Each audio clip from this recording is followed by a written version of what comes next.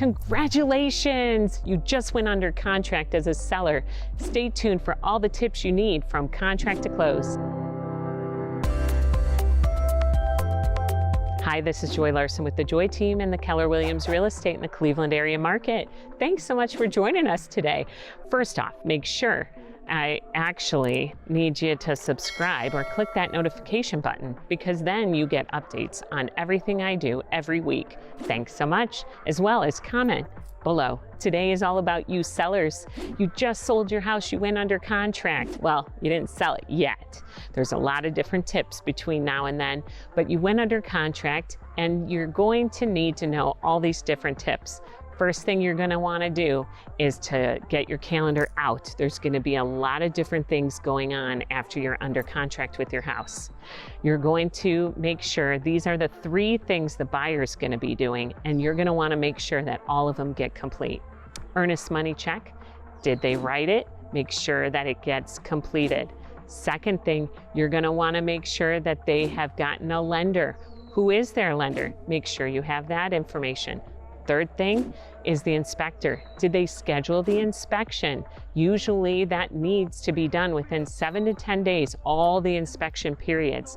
This is the time when usually we know if the deal will go through or not.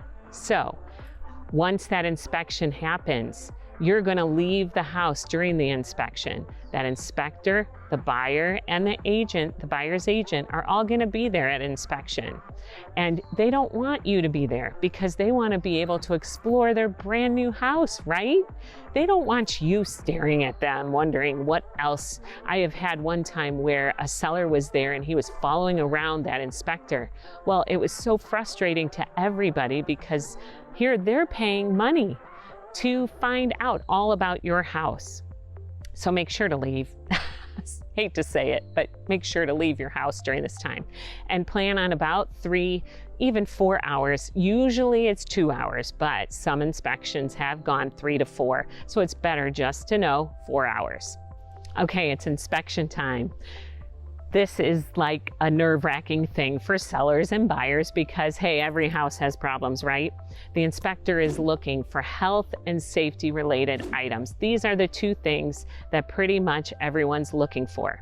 The buyer then, after getting the inspection report, has 24 to 48 hours to decide what items they want you as a seller to fix. So you get that inspection report, and again, take a deep breath. Don't panic. There are going to be things you'll be like, what? I can't believe it. I have sellers say that all of the time, but you know what? It's okay. Again, we always come to the conclusion of something. So this is a negotiating time period. You can say yes, no, 50-50, or give them money. So just keep that in mind. Now, sometimes if you say, nope, not doing any, that buyer can walk away at that point and they'll get their earnest money back. So keep that all in mind. Do you want to sell the property? Again, this is a negotiating time.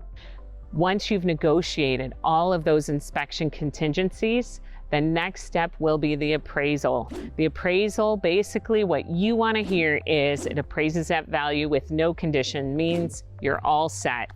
Then the next step after that is the walkthrough. During this time, make sure that you basically are starting to pack up, clean, get rid of all those items that you don't want to move with you, and make sure to hire the movers for you to move. Remember, you're going to be out of there soon, and you don't want to be waiting until the very last moment because a lot of moving companies book up. I recommend to move during the week instead of the weekend because it's cheaper for you too. Okay, now the appraisal is done. Everything is complete. Walk through. You're going to have a walkthrough happen 3 days before closing usually. Look to the contract again as to when it will be. 3 days before closing, you want to make sure all those inspection contingencies, if they ask to have anything fixed, usually we see electrical and plumbing all the time.